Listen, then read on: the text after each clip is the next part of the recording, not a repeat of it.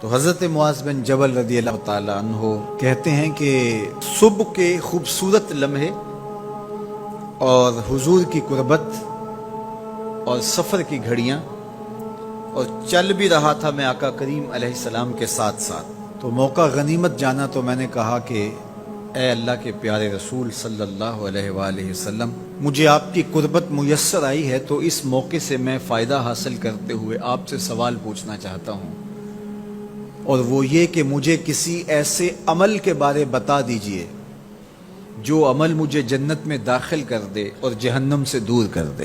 تو حضور علیہ السلام نے اس سوال پر ان کی تحسین فرمائی، فرمایا تو نے بہت بڑا سوال کیا ہے، اس کا جو جواب ہے کہ جنت نصیب ہو اور مجھے جہنم سے نجات ملے تو یہ اتنا آسان کام نہیں ہے، یہ بڑا مشکل کام ہے، لیکن جس پر اللہ آسان کر دے اس کے لیے مشکل نہیں ہے۔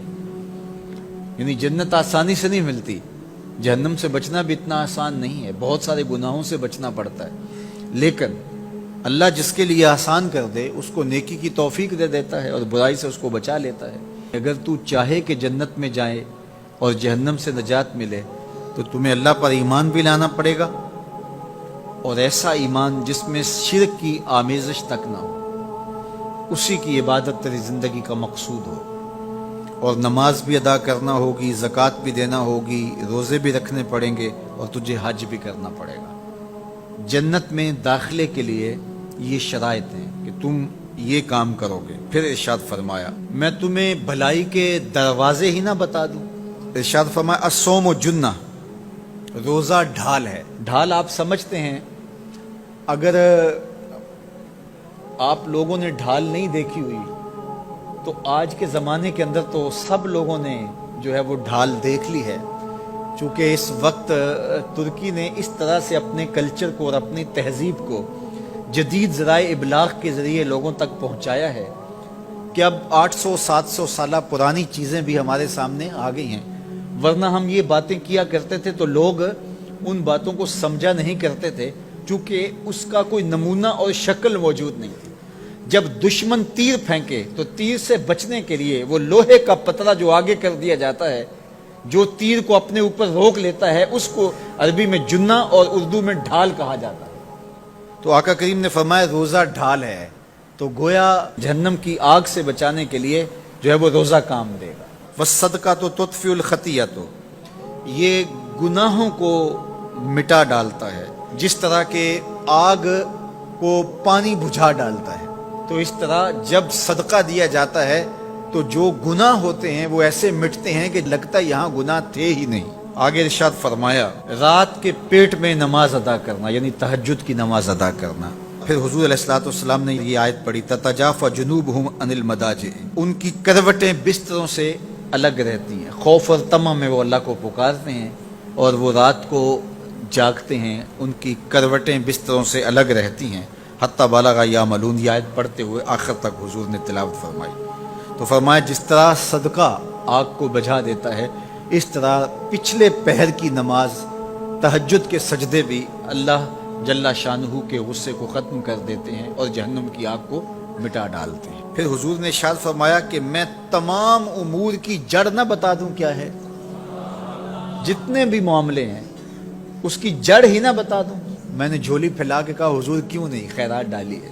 تو حضور نے ارشاد فرمایا راس الامر الاسلام، سارے امور کی جڑ اور بنیاد، سر اسلام ہے۔ اگر اسلام ہے تو عمل قابل قبول ہے، اور اگر اسلام ہی نہیں ہے تو پھر جتنے مرضی نیک عمل کرتے رہیں، جتنا مرضی پانی ڈالیں، جتنی مرضی کھاد ڈالیں، تو اگر جڑ ہی نیچے سے کٹی ہوئی ہے تو درخت ہو پائے گا؟ کبھی بھی نہیں ہو پائے گا۔ تو کہا جڑ اسلام ہے، اس لیے عقیدے کی صحت عمل کی قبولیت کی ضمانت ہے۔ تو تمام امور کی جڑ اور بنیاد اور سرا اسلام ہے، اور اس کا ستون نماز ہے۔ اور صحابہ نماز کے جس طرح پابند رخوگر تھے، تو وہ تاریخ کی روایات آپ دیکھ سکتے ہیں، آپ کو ایک صحابی بھی بے نماز نہیں ملے گا۔ وَذِرْوَةُ صَنَامِهِ الْجِهَادُ، اور کوہان کی بلندی، چوٹی اسلام کی، وہ جہاد ہے۔ جہاد سے اسلام کو سربلند کیا جا سکتا ہے۔ اسلام کا چھٹا رکن ہے جہاد، اور ہمیں جہاد کی ترغیب بھی دی گئی اور قیامت تک یہ جہاد جاری بھی رہے گا اور کبھی بھی ختم ہونے کا نہیں ہے۔ ہاں اس کے اصول و ضوابط ہمیں دیے گئے، جہاد کے نام سے فساد فی الارض نہ کیا جائے، لیکن جہاد کا انکار اسلام کا انکار ہے۔ یہ اسلام کی چوٹی ہے، ذروۃ و سنام کہا گیا، یہ کوہان کی بلندی ہے۔ تو حضور علیہ السلام نے آخر میں فرمایا کہ میں تمہیں سارے معاملات کی جڑ ہی نہ بتا دوں، خلاصہ ہی نہ بیان کر دوں؟ قلت بلا یا نبی اللہ، میں نے کہا اے اللہ کے نبی کیوں نہیں؟ فاخذ بلسانہ، حضور نے اپنی مبارک زبان کو پکڑا، فقال، اور فرمایا کف علیک ھذا، کہا اس کو روک لے، اس کو کنٹرول کر۔ تو کہتے ہیں میں نے کہا اے اللہ کے پیارے محبوب صلی اللہ علیہ وسلم، جو ہم باتیں کرتے ہیں اس سے بھی مواخذہ ہوگا؟ یعنی عمل پر تو پکڑ ہوگی، لیکن جو ہم زبان سے بات نکال دیتے ہیں تو کیا اس بات پر بھی مواخذہ ہوگا؟ تو حضور علیہ السلام نے ارشاد فرمایا کہ لوگ منہوں کے بل یا ٹھوڑیوں کے بل جہنم میں ڈالے جائیں گے، یہ ان کے بولے ہوئے بولوں کی وجہ سے ہوگا، ان کی زبان کی کمائی کی وجہ سے ہوگا۔ تو اپنی زبان کی حفاظت کرو تو جنت کا داخلہ مل جائے گا۔ تو گویا زبان کی حفاظت سے لے کر کے اللہ کے حضور سجدے تک اور اللہ کی عبادت تک، یہ ہے وہ نصاب جو جنت میں جانے کا ہے۔